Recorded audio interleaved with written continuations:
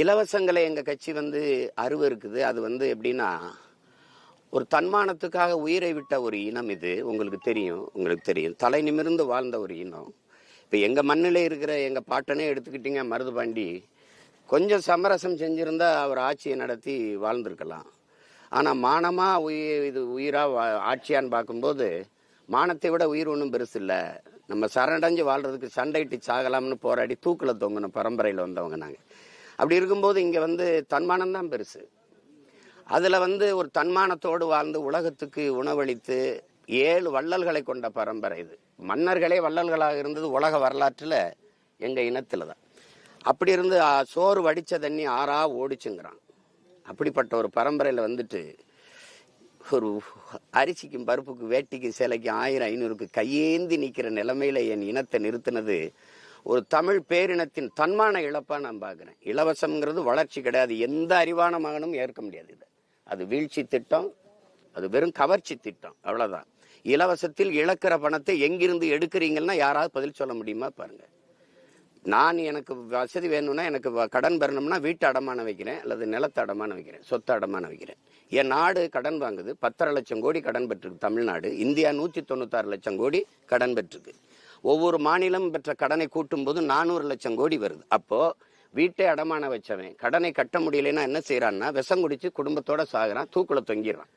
அப்ப நாட்டை அடமான வச்சு அந்த வட்டி மட்டும் நமக்கு எவ்வளவு கட்டுறாங்கன்னா 1 லட்சம் கோடி கட்டுறாங்க. உங்களுக்கு புரியுதுன்னு நினைக்கிறேன்.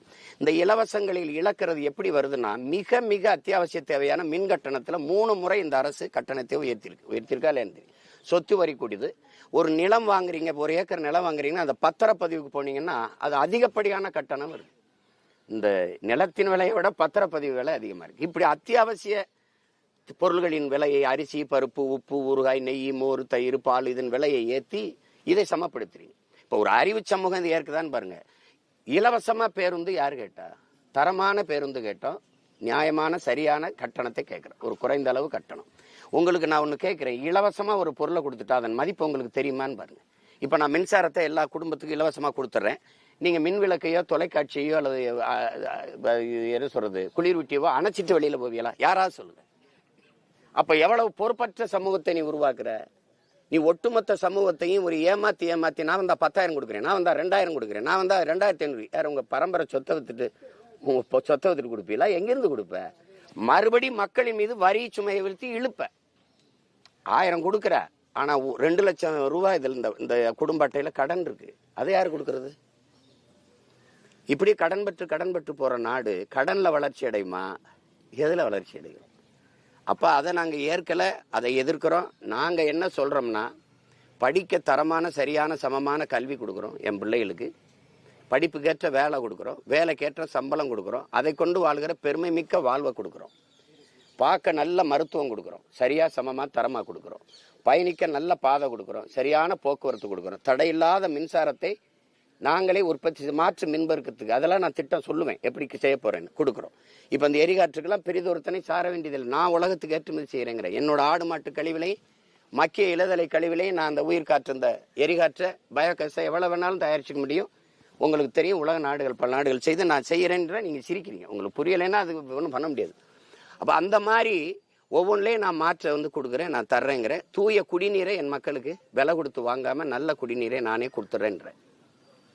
நல்ல காற்று கிடைக்க செய்கிறேன்.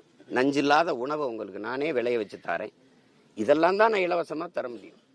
நீங்கள் அதை விட்டுட்டு வேட்டி சேலை, ஒரு அடிப்படை தேவையை கூட நிறைவேற்றி கொள்ள முடியாத ஏழ்மை வறுமை நிலை.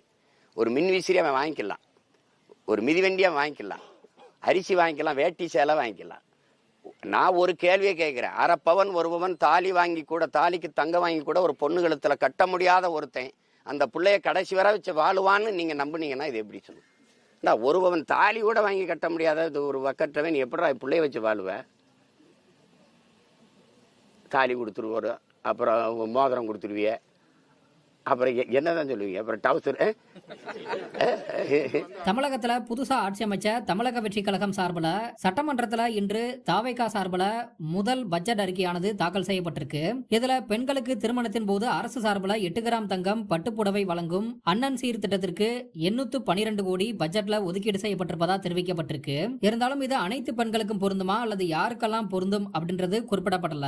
பொதுவா நாம் தமிழர் கட்சியின் தலைமை ஒருங்கிணைப்பாளர் சீமான் அவர்களை பொறுத்தவரை இலவசம் அப்படின்ற ஒரு வார்த்தையவே எப்பவுமே அடியோட இருக்கிறாரு.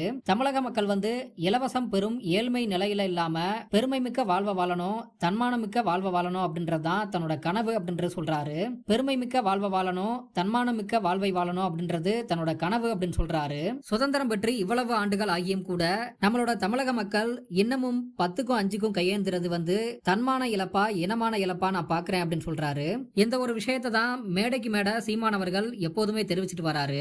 இப்படியான சூழல்ல இந்த பட்ஜெட் ஆனது தாக்கல் செய்யப்பட்டிருக்கும் நிலைமையில சீமானவர்கள் பேசின வீடியோவானது தற்போது சமூக வலைதளங்கள்ல வைரலாகி வந்துட்டு இருக்கு. அதாவது இலவசம் கொடுக்கறத நான் எப்பவுமே அருவருக்கிறேன். ஒரு பொண்ணுக்கு 1/2 பவுண்ட்ல 1 பவுண்ட்ல தங்கம் கூட வாங்கி போட முடியாத ஒருத்தன் எப்படி அந்த பொண்ணை வச்சு காப்பாத்துவான் அப்படின்னு நினைக்கிறீங்க? எப்படி இலவசம் அப்படின்னு கொடுக்கக்கூடிய பணத்தை வந்து எங்க இருந்து இழக்கிறாங்க அப்படின்றதுதான் என்னோட கேள்வியா இருக்கு. இந்த கேள்விக்கு யாருமே பதில் சொல்ல மாட்டாங்க.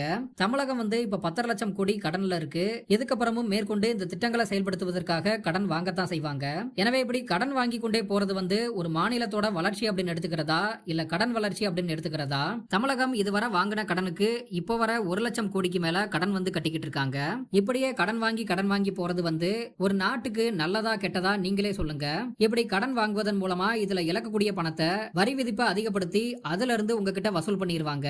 மின் கட்டணம், சொத்து வரி விதிப்பு போன்ற அடிப்படை தேவைகள்ல வரி விதிப்பை கூட்டி அதுல இருந்து உங்ககிட்ட வசூல் பண்ணிடுவாங்க. இப்பெல்லாம் நில பத்திரப்பதிவுக்கு ரொம்பவே அதிகமா செலவாகுது. நிலம் கூட வாங்கிடலாம் போல, ஆனா பத்திரப்பதிவு ரொம்பவே அதிகமா செலவாகுது. இப்படி இலவசம் இலவசம் அப்படின்னு கொடுத்து மக்கள் மேல வரி விதிப்பை தான் கூட்டுறாங்க. எனவே இந்த இலவசம் அப்படின்றது ஒரு வளர்ச்சி திட்டம் கிடையாது, இது ஒரு வீழ்ச்சி திட்டம் அப்படின்னு சீமானவர்கள் தன்னோட கருத்தை வந்து தெரிவிச்சிருக்காரு.